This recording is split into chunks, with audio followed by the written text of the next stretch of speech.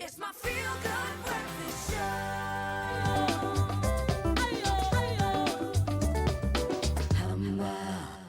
Freedom Day, and we are celebrating. And of course, Freedom Day also means different things to different people. And for some, the freedom to help others and make an impact in the community is one of the more important aspects of what it means to be free.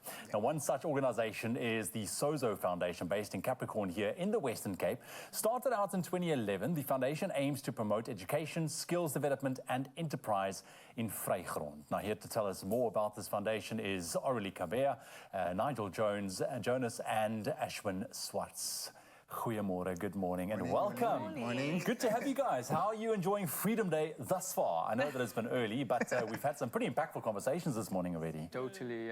It's actually a good day, you know. A good day, good start, and I'm actually happy to be here as well to share about our organization. I love that. The Sozo Foundation. Quickly give us a rundown as to what you guys are doing, because it really is a multifaceted foundation. It's not only one field of work. You cover quite a broad base. Yeah.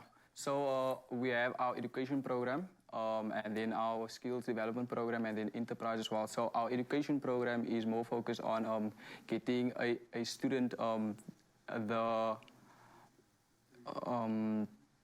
getting the student the correct equipment to actually transform and actually go on a journey from grade 8 to grade 12, you know, to actually, so we actually travel with them. So it's just not you actually come in and actually just, you know, you are just there for grade 8 only, but you actually traveling a journey so that we can see your improvement as well. So we equip you with tutoring and mentoring as well, because these are social factors that we are faced with as well, you know. So social factors in the fact that you can't actually afford tutors. So the Social Foundation actually provides all of these resources for our education program. And then for our skills program, we actually equip unemployed youth within our community again, like with our barista schools, our coding school, our hair and beauty schools, and what school am I missing?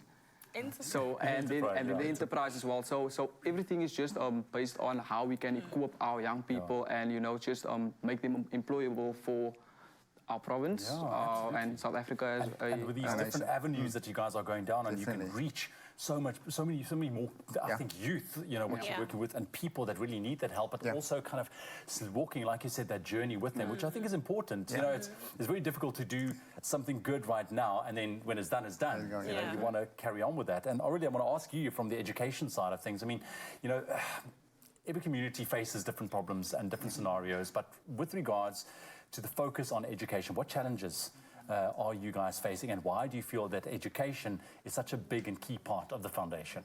Well, the challenges, I can start first and foremost from the schools these learners are attending.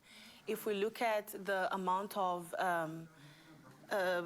drug abuse, for instance, teenage pregnancies, and also kids not even getting effective education in their schools, I think that is where we come in, because if we start speaking about challenges, they are very broad. That's the thing.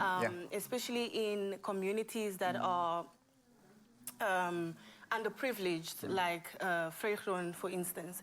So that is where we come in. The reason why we are a key factor, or I would say we are a key factor, is because we're trying to lower the dropout rates and also be giving them effective education and also tools, as Nigel mentioned, for them to be successful from grade 8 to 12. But our journey does not only end there, because these kids can face different challenges as they evolve. As they evolve. So it's an ongoing journey. It's not only you come in the program, you leave, but also it is a program that is there for you, you know, in your tertiary institutions, in your well-being as well, because we also focus on the well-being of the learners, and we believe that if they are not mentally stable, academically they won't be stable as well. That's the thing, because education, we know that it's important, but the well-being of a person on the flip side is just as important. So Ashwin, I want to come to you. I mean, you're a youth pastor, and in addition to helping give people that foundation with regards to the necessary skills and education,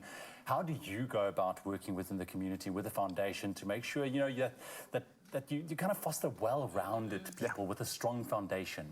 I think it's mainly with every individual, especially with beneficiaries, and especially the young people of South Africa. We need to look at a foundation of how we can actually meet them halfway And what we do at Sosa Foundation is that we're looking at the whole person, not just the educational skills. We're looking at the mental part of it, the physical part of it, the emotional part of it, but also the spiritual part of it. Yeah.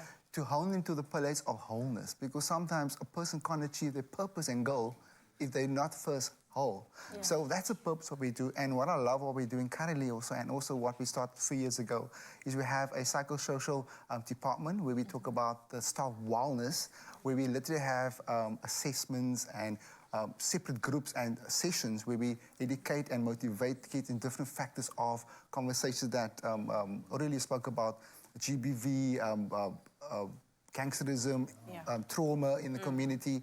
So the main focus is always to bring it, and we seek that wellness of to be a whole person in that space. Exactly, and what I can hear from what you guys are doing from the educational side of things, from the enterprise side of things, you are also tapping in not only from the educational point of view, but you're tapping into the emotional intelligence There we go. of people and fostering that. I would love to speak to you guys further. Thank you very much for Thank the you so incredible much. work that you're doing.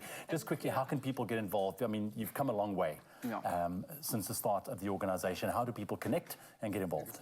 So they can actually get involved by offering up the time for volunteering, and then even for donations as well. We are always reaching out for donations, to actually make our work much more better, I would say. And then, Look, at the end of the day, it's a collective effort between all of us, but we need people like you to kickstart it, to light that fire. Thank you very much for the work, and enjoy the rest of your Freedom Day, and all the best with the foundation going forward. Thank you for Thank having you. us. Yeah, lovely, man, lovely. I love this. Deep discussions this morning that requires actually hours upon hours to unpack. But let us know also, connect with us on social media. Freedom Day, what does it mean to you in your circles?